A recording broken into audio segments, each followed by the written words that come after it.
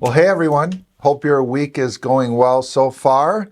What a great couple weeks. I just want to start by that here at church. We've had, looking back to the Together as One night that we had, we've shared a little bit about that, but it was just a great time of community, of worship, of celebration, of looking into ways that folks can serve. And so many of you stepped up, and that is awesome to be a part of that. Then last Wednesday night, we kicked off our children's ministry, or Rooted, for the fall, and our student ministry. And we had just a tremendous amount of students here for both of those, and so many leaders and other people that are volunteering to serve, maybe making food in the kitchen.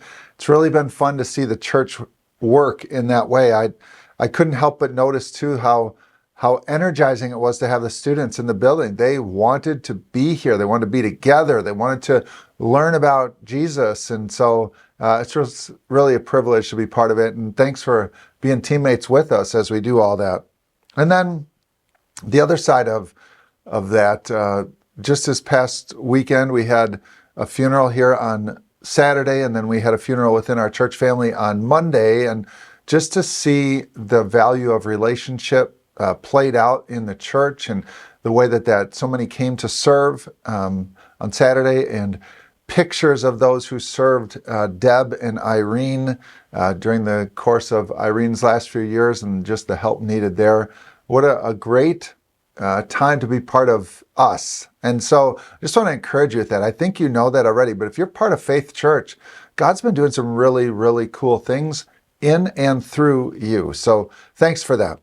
So let's talk a little bit about Sunday's sermon. We started off a series on matters of the heart, and we looked at the passage from Proverbs 4:23 specifically that says, "Guard your heart, for everything you do flows from it." And if you were here or watching online, you saw me use some analogies from basketball. Hopefully those were helpful, like they were in my head as I thought about some things, and had some good conversations since then. But those conversations also led me to talk about what I want to talk about today. And it's not new, it's just sticking to what the text says. There's a few how-to. So if Solomon, and therefore even Randy, as he's preaching on a Sunday, wants me to guard your heart, how do I do that?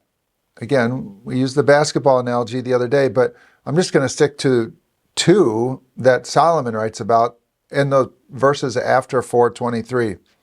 How can you guard your heart? Two main ways is to watch your mouth, watch your tongue. We talked about that briefly on Sunday, but Solomon lists two things. Keep perverse talk, corrupt talk out of your mouth. If you want to know if your heart's right, don't talk about inappropriate things, whether that be the actual words that you use or the way that you talk about another person. They show the condition of your heart and what you're thinking about, and what's of priority to you, how you potentially, you lack self-control when we let things out of our mouth that are an overflow of our heart. So watch your mouth. The second thing that he tells us to watch is our path. Watch where we're going. Keep your eyes fixed on what's straight ahead.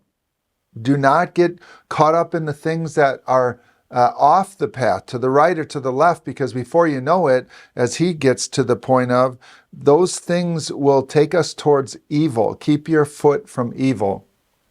As God's people, we are to be different than our neighbors around us, at least in regards to these things. At the very least, he gives us the things that we need to know and the things that we need to live out. Watch your mouth. Is your mouth different than it used to be? Watch your path. Be aware of the things that pull you away, that pull your heart away from its proper place with God. Pretty simple stuff, really. Again, I just encourage you to guard your heart, for everything you do flows from it. Have a great week. We'll see some of you on Wednesday night and many of you on Sunday. Until then. Guard your heart.